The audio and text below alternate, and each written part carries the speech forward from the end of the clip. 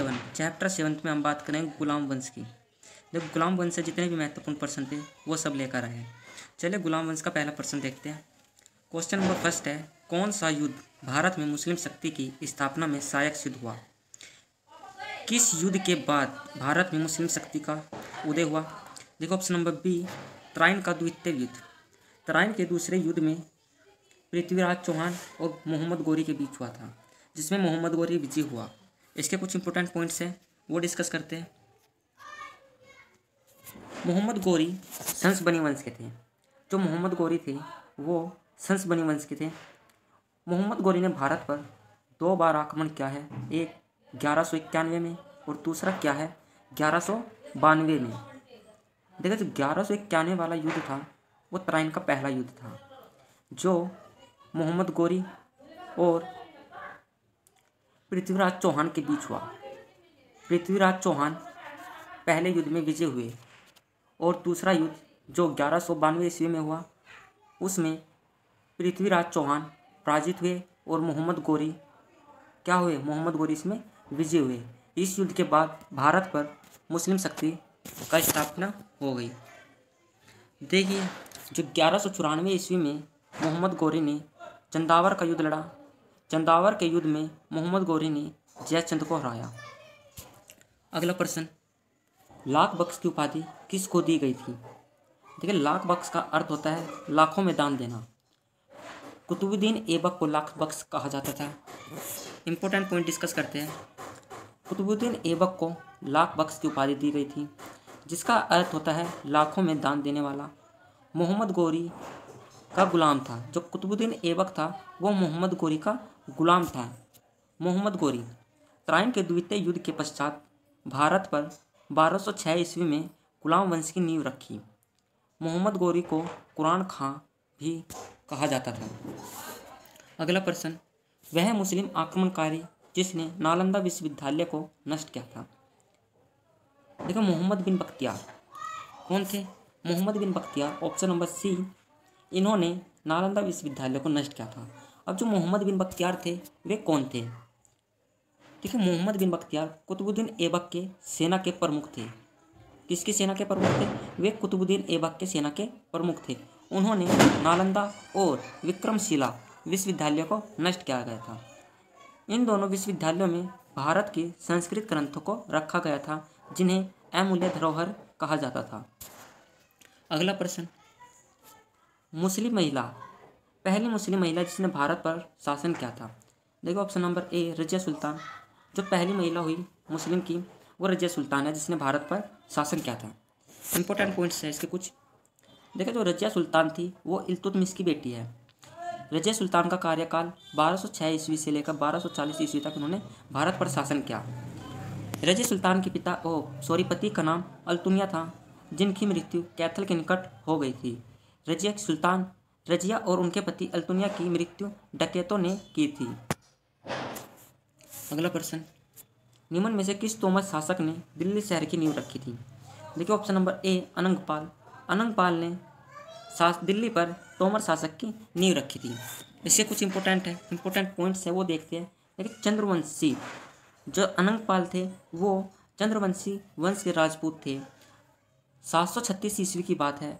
सन 736 ईस्वी में लाल कोट शहर की स्थापना की गई, जो दिल्ली का पहला शहर बना। अगला प्रश्न, तराइन के युद्ध 1192 ईस्वी में किसने किसको हराया था? देखिए ऑप्शन नंबर डी हो जाएगा इसका। Option number D, Mohammad Ghori ने पृथ्वीराज चौहान को हराया। पहले युद्ध में किसने किसको हराया था? देखिए पहले युद्ध में पृथ्वीराज चौहान विजय हुए और सेकंड वार में हुए मोहम्मद गोरी। इंपॉर्टेंट पॉइंट्स है इसके कुछ। वो ये है कि तराइन का जो दूसरा युद्ध था वो मोहम्मद गोरी और पृथ्वीराज चौहान के बीच लड़ा गया था, और ये युद्ध हुआ था तुम्हारा 1192 ईस्वी में, जिसमें पृथ्वीराज चौहान हार गए थे। अगला प्रश्न, मोहम्मद गोरी ने अपने जीते हुए क्षेत्र के प्रशासन के लिए नियुक्त किसे किया था? देखिए ऑप्शन नंबर डी हो जाएगा इसका। कुतुबुद्दीन ऐबक को मोहम्मद गोरी ने अपने जीते हुए क्षेत्र के लिए नियुक्त किया था। क्योंकि मोहम्मद गोरी के बाद ही कुतुबुद्दीन ऐबक ने 1206 ईस्वी में गुलाम वंश की स्थापना की थी। इंपॉर्टेंट पॉइंट्स है कुछ। देखिए सन 1192 की बात है यहाँ पर। ये 1192 तराइन का दूसरा युद्ध हुआ था जिसमें मोहम्मद गोरी विजय हुए थे। इन्होंने अपने गुलाम कुतुबुद्दीन ऐबक को सत्ता का सिपह सालार नियुक्त किया था। मोहम्मद गोरी निसंतान थे। कुतुबुद्दीन ऐबक जो 1206 ईस्वी में दिल्ली सल्तनत के पहले वंश गुलाम वंश की स्थापना की थी। देखिए कुतुबुद्दीन ऐबक लाहौर में चौगान खेलते हुए घोड़े से गिरकर उनकी मृत्यु हो गई थी। अगला प्रश्न, रजिया सुल्तान पहली महिला जो दिल्ली की गद्दी पर बैठी थी वह किसकी पुत्री थी? देखिए इस क्वेश्चन का हमने पहले डिस्कस कर चुके हैं। वो इल्तुतमिश की लड़की थी। रजिया सुल्तान इल्तुतमिश की लड़की थी और रजिया की मृत्यु कैथल के निकट अपने पति अल्तुनिया के साथ डकैतों के द्वारा मारी गई थी। अगला प्रश्न, किस युद्ध में मोहम्मद गोरी के लिए दिल्ली पर शासन का मार्ग प्रशस्त हुआ था? किस युद्ध के बाद मोहम्मद गोरी का दिल्ली में आवागमन हो गया था? देखिए तराइन का दूसरा युद्ध। ऑप्शन नंबर बी तराइन का दूसरा युद्ध। अगला प्रश्न है, इल्तुतमिश ने कहाँ शिक्षा का केंद्र स्थापित किया था? देखिए इल्तुतमिश ने ऑप्शन नंबर डी दिल्ली में शिक्षा का केंद्र स्थापित किया था। अब जो इल्तुतमिश का पूरा नाम है वो देखिए क्या है। इल्तुतमिश का पूरा नाम है शमसुद्दीन इल्तुतमिश और जो इनका शासन का कार्यकाल है वो है 1211 से लेकर 1236 ईस्वी तक है। ये गुलाम वंश का प्रमुख शासक था। दिल्ली सल्तनत को इन्होंने ही मजबूत किया था और जो दिल्ली का वास्तविक सल्तनत का संस्थापक है वो इल्तुतमिश को ही माना जाता है। शासन के दौरान ही दिल्ली एवं शैक्षणिक एवं कला का केंद्र बना। कुतुब मीनार का काम भी इल्तुतमिश ने पूरा करवाया था।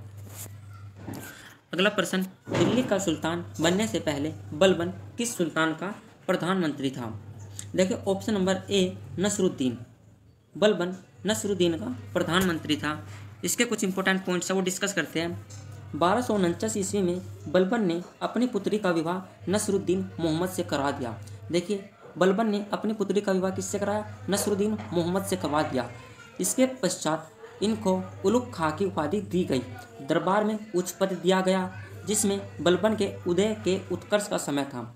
सुल्तान की हत्या भी देखिए, जो नसरुद्दीन मोहम्मद उस टाइम पे सुल्तान थे उनकी हत्या भी बलबन के द्वारा विष देकर की गई थी। अगला प्रश्न, सुल्तान ने किस को पृथ्वीराज चौहान ने तराइन के पहले युद्ध में हराया था? देख किस सुल्तान को हराया था पृथ्वीराज चौहान ने पहले युद्ध में? मोहम्मद गोरी को हराया था। और ये कब हुआ था? ये तुम्हारा 1191 ईस्वी में हुआ था। अगला प्रश्न, निम्न में से किस सुल्तान ने खलीफा से शासन का घोषणा पत्र प्राप्त किया था? देखिए question number 13 is very very important. इससे क्या था? ये क्या था? इल्तुतमिश से। ऑप्शन नंबर ए इल्तुतमिश से। इंपॉर्टेंट पॉइंट डिस्कस करते हैं। इल्तुतमिश दिल्ली का प्रथम सुल्तान था जिसने बगदाद के खलीफा से 1229 कब, देखिए कौन से सन की बात हो रही है? 1229 ईस्वी को अभिषेक पत्र प्राप्त किया था। जो ये डेट होती है ये वेरी वेरी इंपॉर्टेंट डेट होती है। अभिषेक पत्र प्राप्त किया था एवं खलीफा द्वारा दिल्ली सल्तनत की स्वतंत्रता स्थिति की मान्यता प्राप्त हुई थी। इसमें दिल्ली सल्तनत की नींव मजबूत हो गई थी। अगला प्रश्न है, चांदी के सिक्के को किसके कार्यकाल में प्रचलन में लाया गया था? देखिए चांदी के सिक्के को भी इल्तुतमिश के कार्यकाल में प्रचलन में लाया गया था। इंपॉर्टेंट पॉइंट्स डिस्कस करते हैं। इल्तुतमिश सल्तनत काल में पहली बार मुद्रा को नियमित प्रचलन में लाया। इसने 2 प्रकार की मुद्राएं चलाई थी। देखिए इल्तुतमिश ने 2 प्रकार की मुद्राएं चलाई थी, एक टंका थी और दूसरा जीतन थी। देखिए जो टंका थी वो चांदी के सिक्कों को कहा जाता था और दूसरी जीतन को तांबे के सिक्के को कहा जाता था।